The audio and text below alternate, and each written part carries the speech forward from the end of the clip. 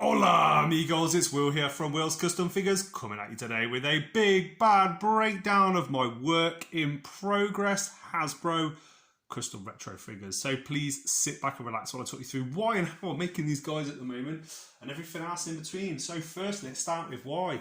Well, I've had a really nice customer of mine, repeat customer, Chad, reach out to me.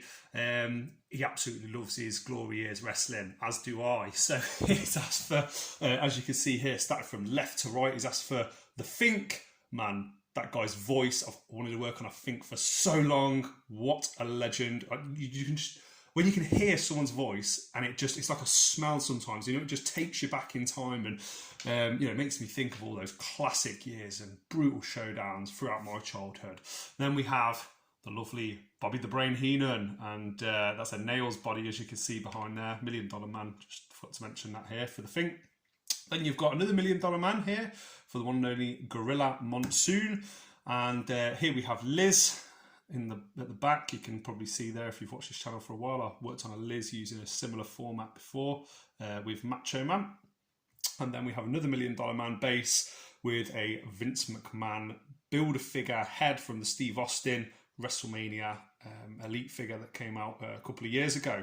So with this commission, guys, there's multiple factors and things I've got to consider when working on it. And like I said, I'll go from left to right if that's okay with you guys. So firstly, with the Fink, having a good base, this is a fantastic base, all of the shirt and everything else. The main real bit of customization is just making sure that the head is perfect.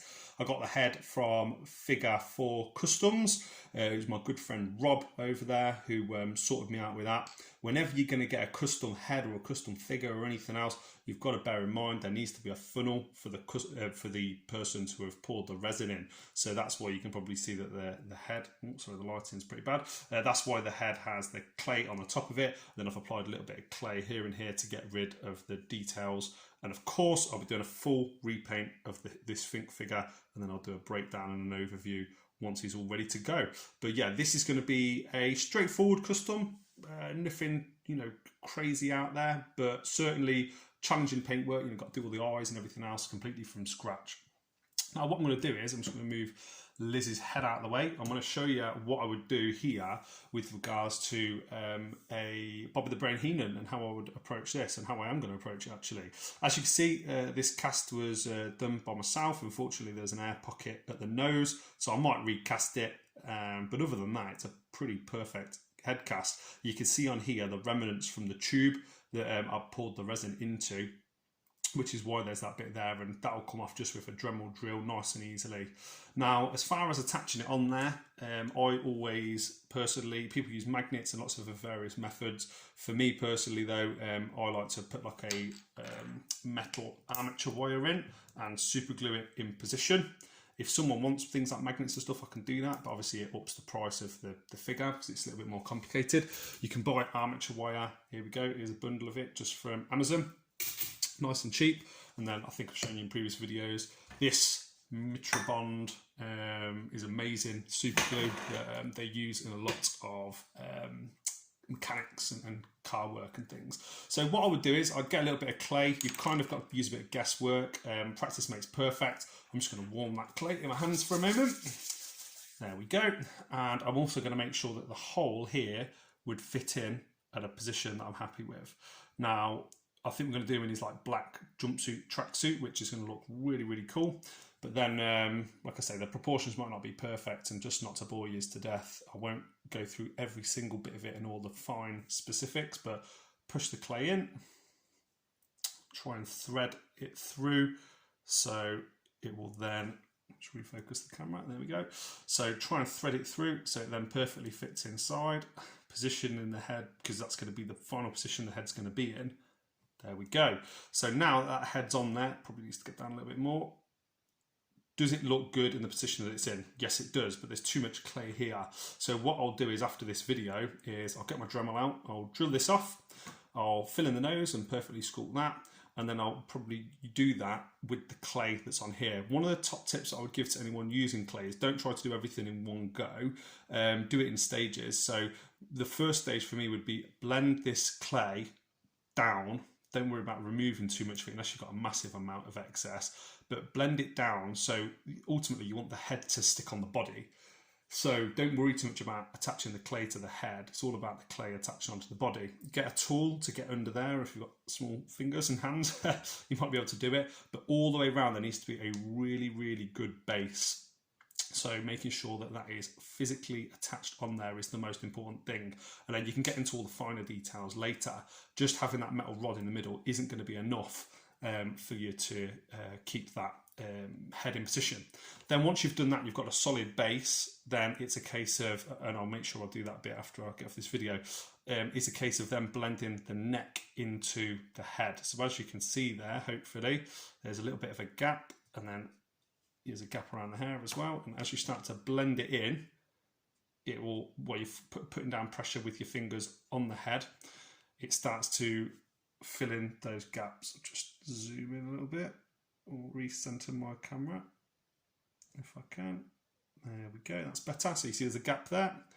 So then making sure that that gap has been completely covered up all the way around. And then going over that, it might take 10-15 minutes, but making sure that there's a gap there, for example. All those little gaps are perfect and ready. If you're not satisfied with it, don't move on. Just leave it for a little bit, come back to it if you need to, and then start again. You can even rip it all off and start again if it completely goes wrong, but you can kind of see the process there. Now onto the lovely Gorilla. Can't wait to have him and Heenan next to each other. This will be my second or third set of Gorilla and Heenan that I've worked on over the years. And Gorilla Monsoon, wow, like what a absolute legend. This head was from the Jax set, and I've also got the head set, the glasses and everything else that he comes with. $1 Million Man body, slightly bigger, as you can see, to the Fink and the Vince McMahon bodies here. But my main goal here is just use clay, cover up the $1 Million Man logo, and make sure that he's then fit for purpose, ready to go for the paint job. But yeah, with this one, I'm really, really blessed to have had a nice, beautiful head sculpt to work with already that Jack's put out all them years ago. Now, Joe, I'll come back to Liz. I'll quickly touch on Vince. Vince, this, as I mentioned earlier, was from the Build-A-Figure, the Stone Cold Steve Austin WrestleMania Build-A-Figure. As you can see, bit of a battered figure. When they've casted this arm and this arm, obviously they've cast it all in black and then applied on flesh colour paint, which is very similar to how customizers do it. And over the years of him, I guess, punching people in the head and sitting around in boxes, it's got wear and tear on it. But I love this with the lovely little bow tie on. These heads have already been, the same method I was just doing Bobby Heenan, have already had their heads completely attached onto the body. I'll just see if I can zoom in so you can see a bit better. So I've started the same way, try and guess the amount of clay. If it's the wrong amount, add or take away, or start over again, blend it into the bottom first, then blend into the head all the way around, remove the excess, to the point where you're happy. I think back in the day when I first started, the necks on my wrestlers, people used to comment on it and say the necks were all too big, which at the time I was a little bit upset about, but actually people were really right about that, and I had to learn from doing and to getting commissions and having feedback from my valuable customers that I genuinely really, really care about. Now on to Miss Elizabeth. Just warm up a little bit of clay. It's hard to know, as mentioned with the clay, what the right amount is. You just kind of got to guess and then add or take away. I'll probably end up taking a lot away from this Liz using some of my sculpting tools, but actually just before I put it in, you can see hole there. Just try to make a bit of a funnel. So there we go. So the clay can sit in nicely there. Then I probably want to take, there's a little bit too much on there, and I've got a coffee. So if I've blended, I've put that in there, but I probably want to take some away. There we go. You can use anything as a sculpting tool. It's going to have a nice smell to it now, isn't it? But yeah, this head, if I just pop it on and super glued it, it wouldn't have the right height. So what I'll do is I'll push it down to the point where I'm satisfied. I think that's about it there. Yeah, I'm happy with that head. This body is an ingenious idea that was given to me yet again by Figure 4 Customs, by Rob, and by a good friend of mine, David, who had used the, what are they called? The Funko Pop. They did a range with, like, I think this is Batgirl, this one, the body, and they did a range of sort of like smaller headed ones. I can't remember what they're called for the life of me now, but anyway, they did that, and these head sculpts were, these body sculpts were absolutely brilliant for Hasbro figures. And as you can see, if she sits in there, obviously the neck's not finished, so I'm going to take a lot of that clay away, but that's a really, really nice looking Liz then that can fit in the collection, similar height to these guys, especially if she's wearing high heels. She would be slightly taller. And then just repeat, guys, what I spoke to you about before. So as you can see on this resin sculpt, there is a finger missing. Obviously, I wouldn't be leaving it like that. There is a thumb missing there.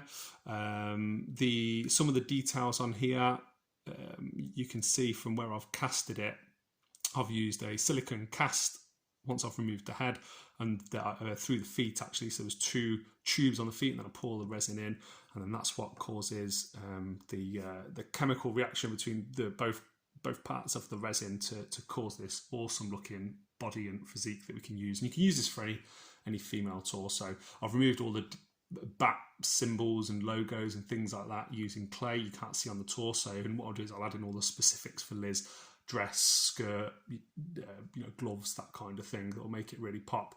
And then it's just same as before, guys. So I haven't got any tools with me at the moment, but I'll get one of my tools. This is a teaspoon, and then I will slowly start to chip away at the neck to make sure the right amount of clay is on there. I'll then also make sure that it has been attached nicely and firmly to the neck peg that was in there, and blend all of this in. So we've got ourselves a lovely looking Miss Elizabeth. Now, the other thing with using these kind of bodies is making sure that they will stand up and that the feet are level. The feet have been cut with a hacksaw, so I'm just going to stand her on there for now, but obviously I can't be sending it out if it isn't going to stand up straight. And there we go, guys. I just wanted to show you a bit of my work process. I'm on my lunch break from my full-time job here, and these videos I hope you find useful. If you've watched for 12 minutes in now, I'm presuming that you do find them useful and you're interested in this kind of stuff yourself. But I love custom figures. It gives me such gratification to know that all of these awesome looking figures and all the accessories and everything else are going to go to a good home, but more importantly that I enjoy doing it. This is a hobby that helps me pay some of the bills, and that I really get a lot of job satisfaction out of. It's something that my son and I find really interesting and we love to do together, and he gives me ideas and feedback, and I'll be sitting there and watching telly with the missus and painting some of them. So I'm very, very blessed to have something that I feel like I'm okay at, and I'm certainly developing all the time. So guys, please like, comment, subscribe, let me know in the comment section below if you want to set yourself, or if you want to just get started. My friend who supplied me with the head sculpt for this is always such a creative genius, and taught me how to make the body for that. He's a friend that I worked with, Rob, and mentored and worked with at the very beginning when he was new to it all, and he's now absolutely flying doing custom figures himself. So if that's inspiration to anyone, then please check his page out and you'll see all the great work that he's done, and hopefully you like some of the work I've done as well. Please, guys, follow me on Facebook, follow me on Instagram, and if you've been watching for 13 minutes and 20 seconds right now, I appreciate you so much. Can't wait to hear from you guys, from myself, from these 5 absolute delinquents, and from the one and only Gorilla Monsoon. I'll see you later, guys.